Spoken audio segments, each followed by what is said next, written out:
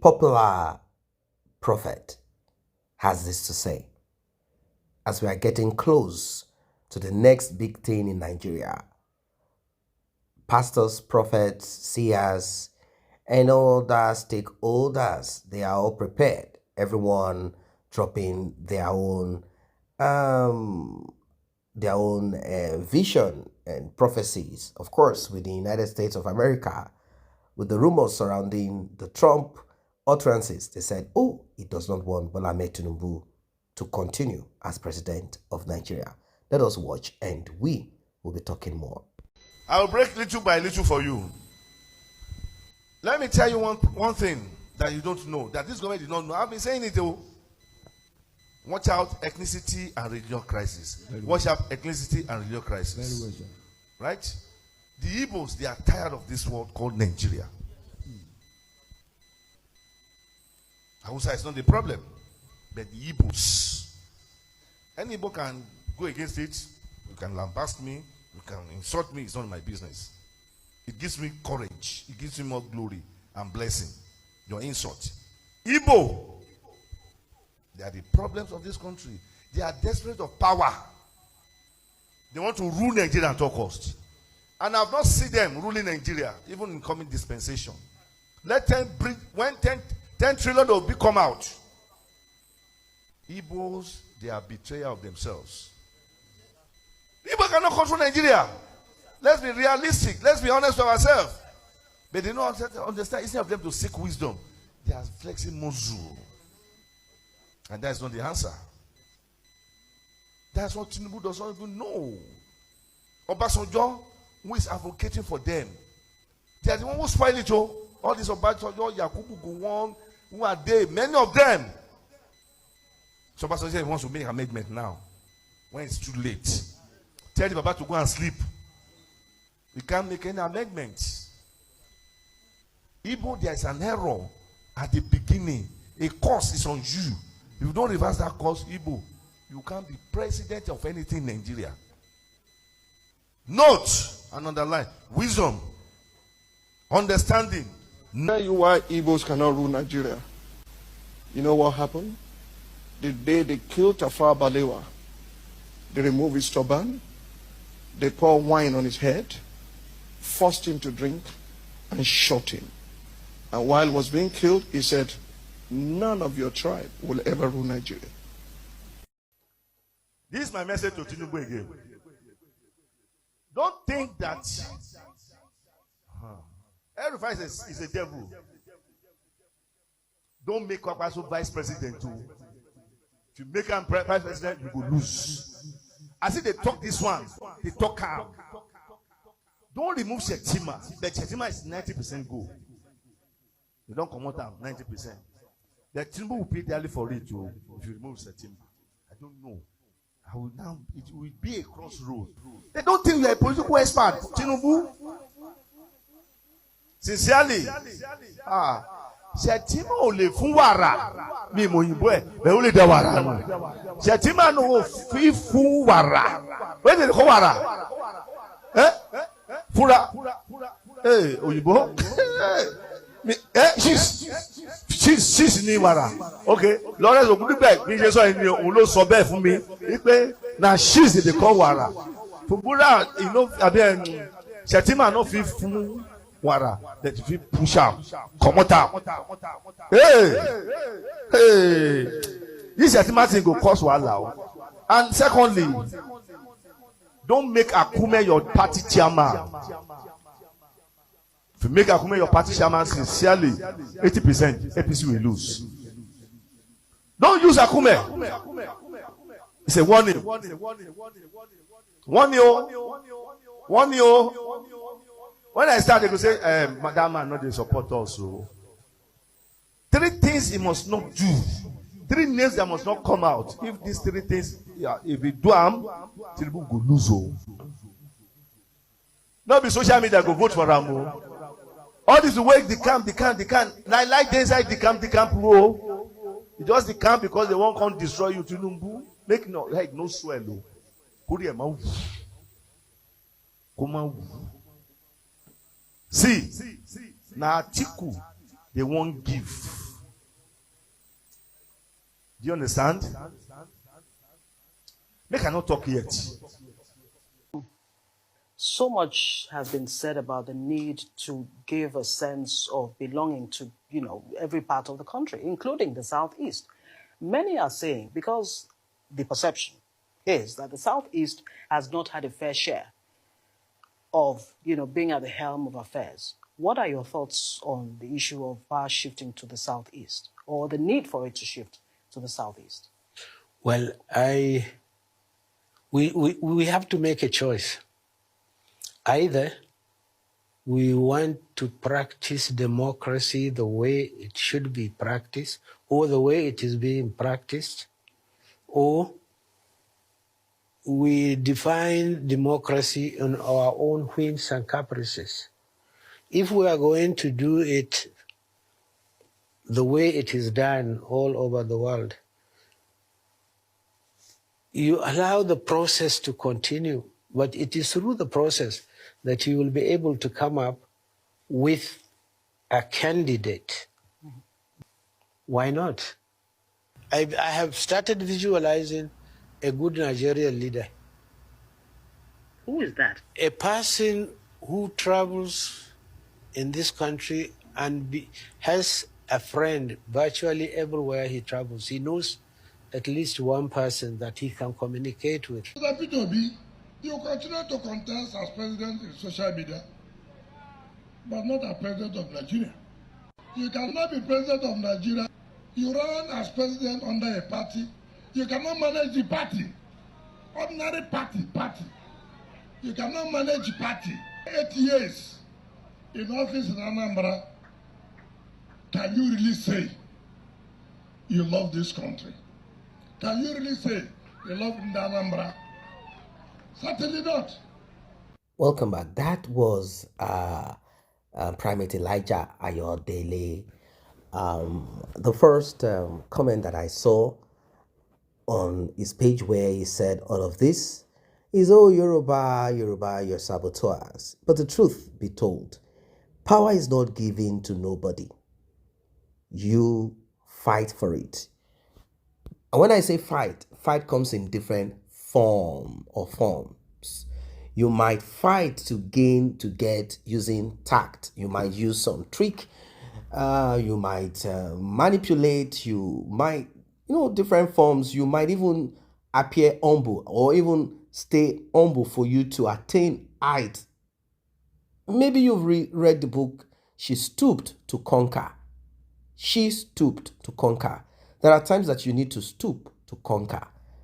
Unfortunately, Igbos have presented themselves as children of Israel. They even say they are physically from Israel. And Nnamdi Kanu had gone to Israel, canvassing and saying all sort of gibberish over there, claiming that they are from Israel and only them from Nigeria are from Israel.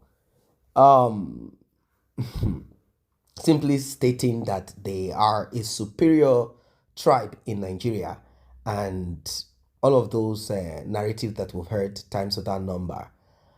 The truth of the matter is that somehow people who are in Nigeria, tribe or ethnic group in Nigeria, they are closely related. Maybe some came all the way from the Sahel, but the south of Nigeria, somehow to an extent, they are closely related. Languages might have changed here and there, but the thing about culture and the influence of it.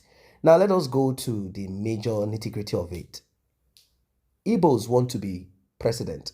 There is something called sectional aggrandizement, and the feel of it can be deceiving, where you feel comfortable, happy that someone from your ethnic group or tribe, family, region, denomination, social status, class is the head of a certain like president, and you feel good about it. It does not add value to your life directly, but you just feel good that your tribe is being represented high up there. Sectional aggrandizement is foolishness, is stupidity.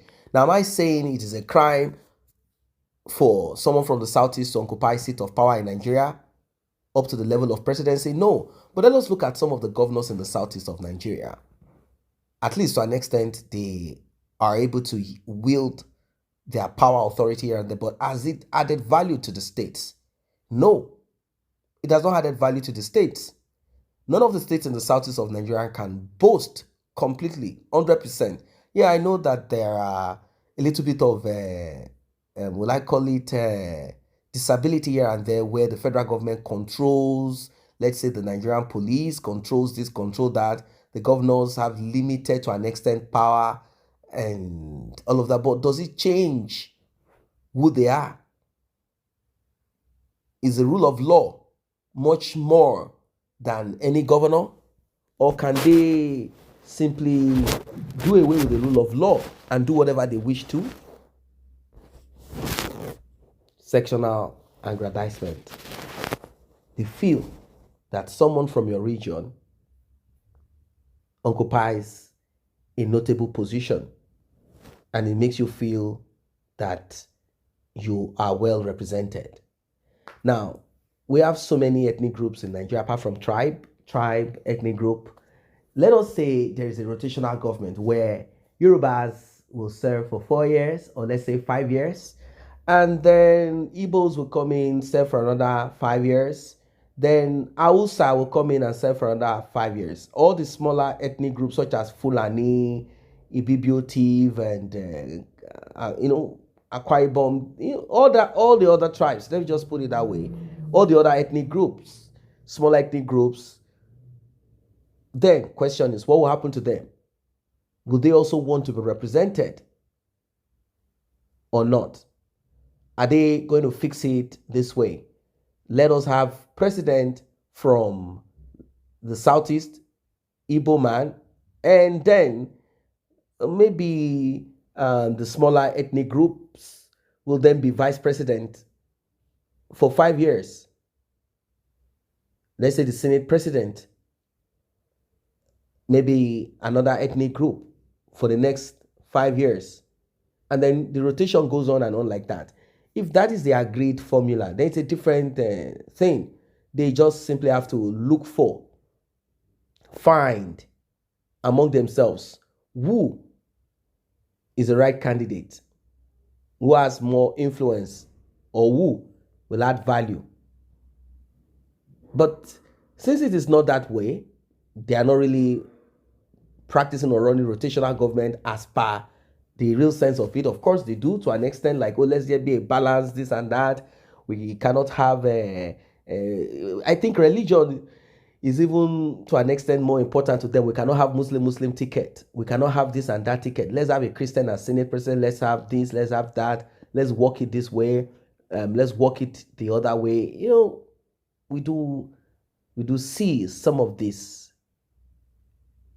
Now, Primate Ayodele Elijah said, there is a curse, and if Igbos are not careful, they will not. That in fact, he's not even seeing them occupying that seat of power, that they are so crazy about power, their love for power. They just want to be president, they just want to be this, they just want to be that.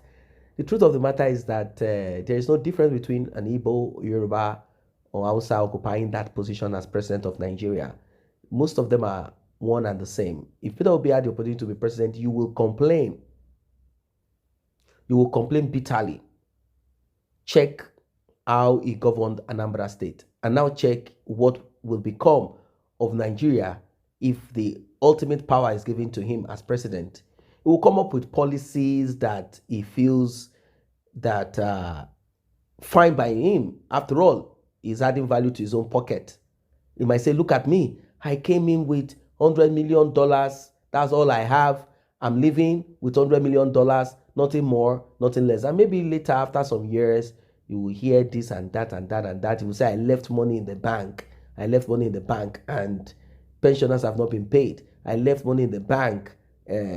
He has his own thought about how a state can be built. Same way Bola Ahmed Tinubu believes that taxing this, doing this is the way to boost the economy. The question that begs for an answer, which law, policy has been put in place and followed thoroughly to soften hardship in the lives of the citizen? That should be the question now. Which of them will step in there, uphold the tenets of the law, and make sure that your life is soft? Not telling you have to sacrifice, you have to pay the price now for a better tomorrow. Don't worry, everything will be fine. And they are living large. The sacrifice does not come to them. They are not cutting down on allocation for themselves.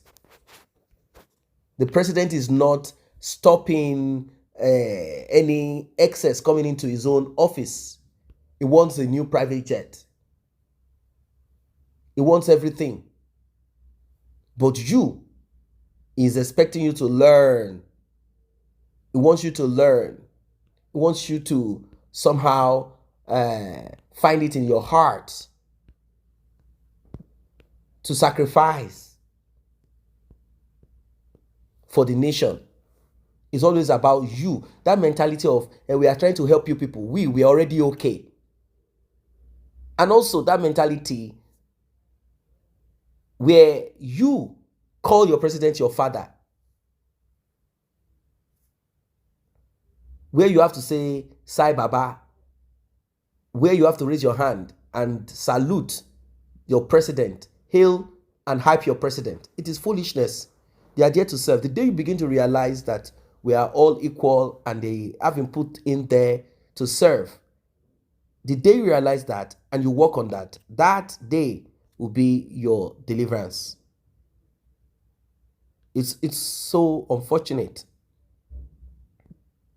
It is so much unfortunate. So I've thought about it several times. I said, well, it's not like it's a thing, but let us say we need a president from the southeast of Nigeria, Igbo extraction.